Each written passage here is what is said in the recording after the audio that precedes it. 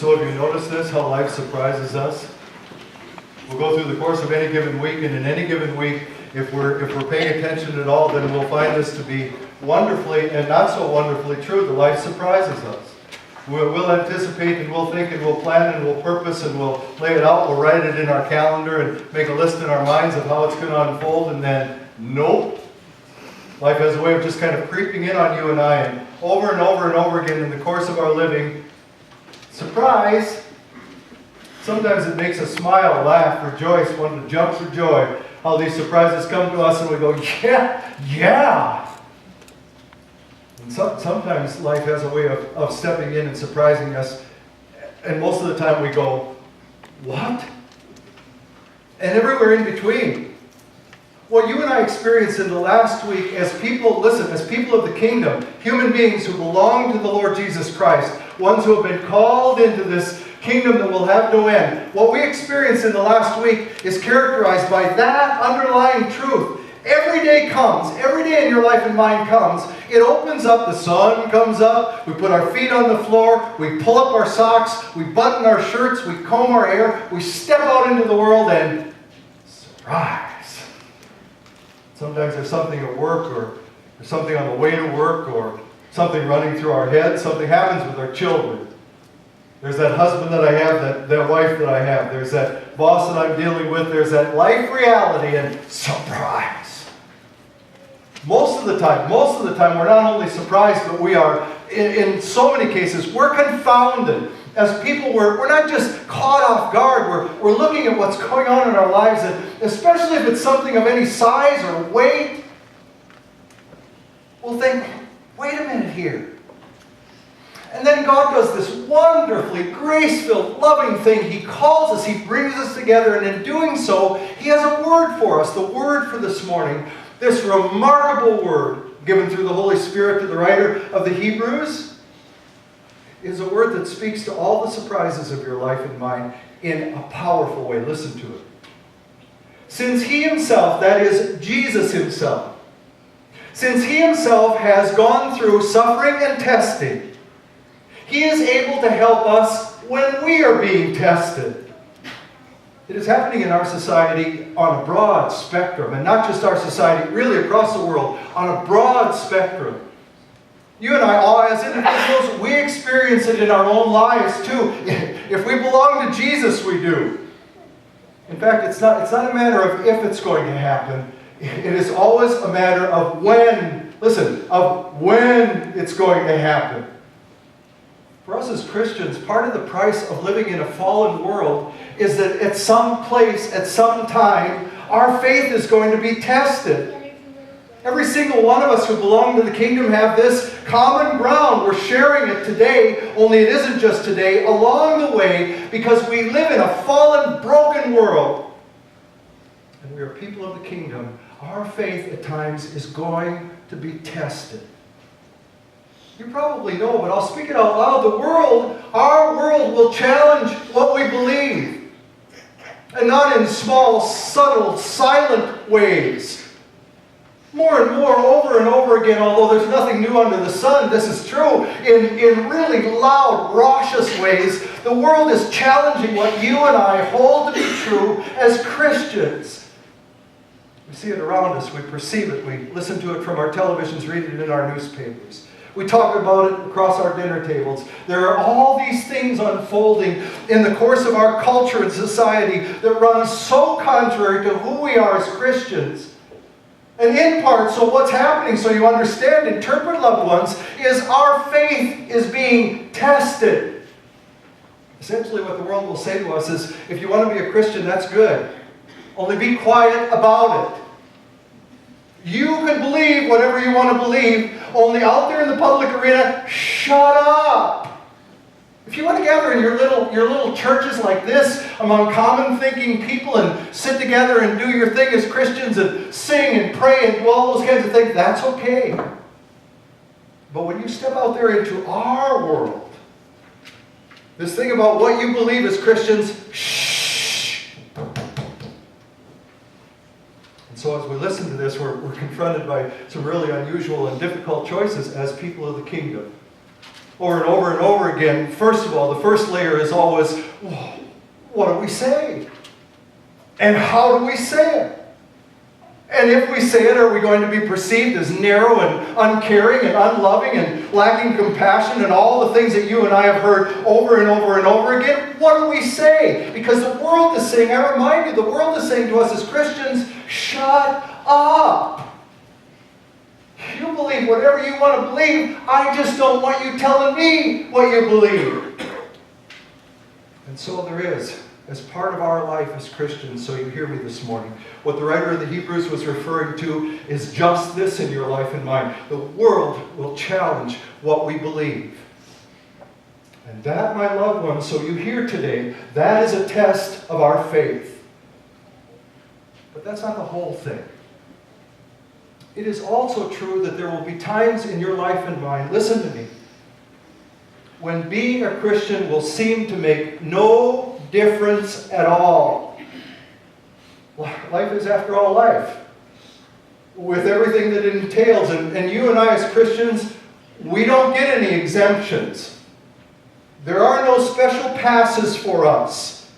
There are no get-out-of-jail-free cards given to each one who belongs to the kingdom. We don't somehow get to bypass the crappy parts of life.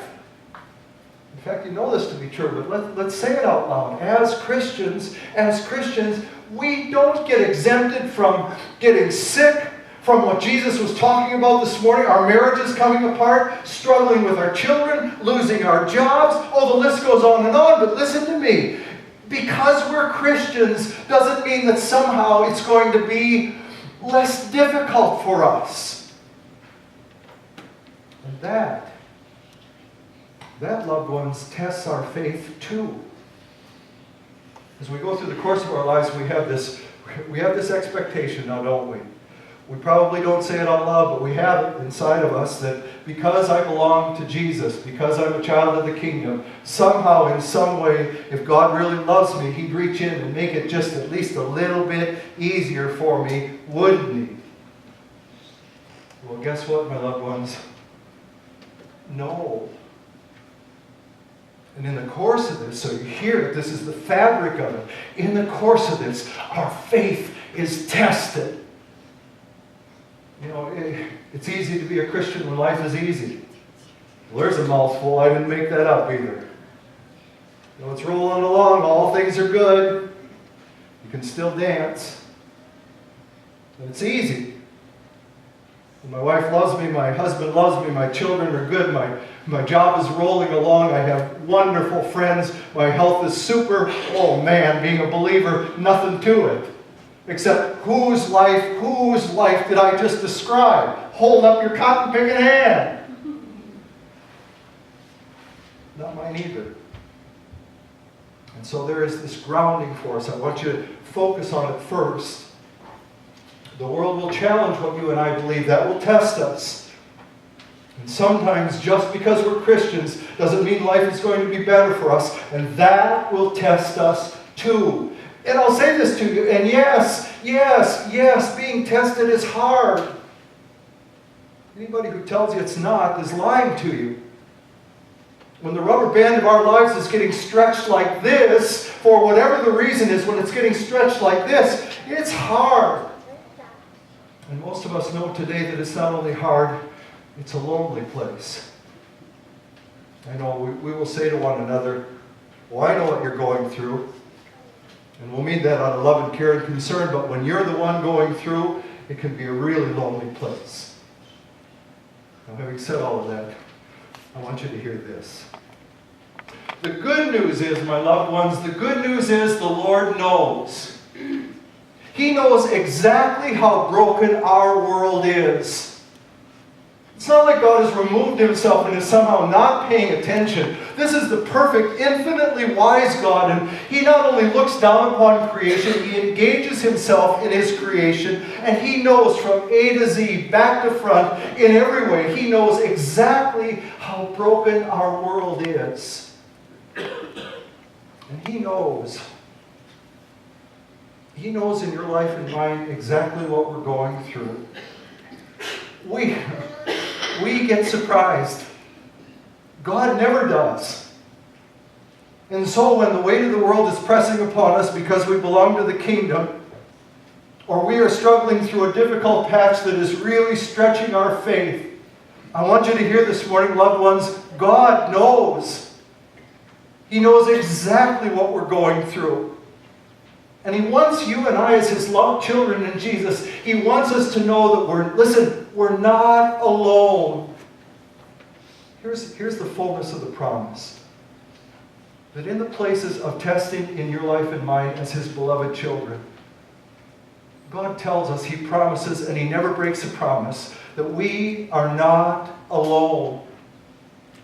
In fact, every single time of testing in your life and mine is also a place of refuge in the Lord. And in that place of refuge, He will provide exactly what we need. And so you and I, we're up against it. We're going through. Maybe the world is leaning on us. Maybe we're just going through something in our life that is really hard for us, that is calling into question what we hold to be true as believers. That God really does love me. That I am forgiven. That He is taking care of me. And in those moments, listen, sometimes God will make the holy, righteous, and perfect choice to bring you and I out of the testing. He will reach in, this all-powerful, loving God, and He'll take us by the hand and the heart, and He'll bring you and I out of the testing. Because it will have served its purpose in our lives. It will have accomplished what He desired. It will be His perfect choice. Sometimes He brings us out of the testing. And sometimes, loved ones, listen to me this morning, sometimes by His perfect loving choice, God instead gives us strength to stay in it. Here's one for you.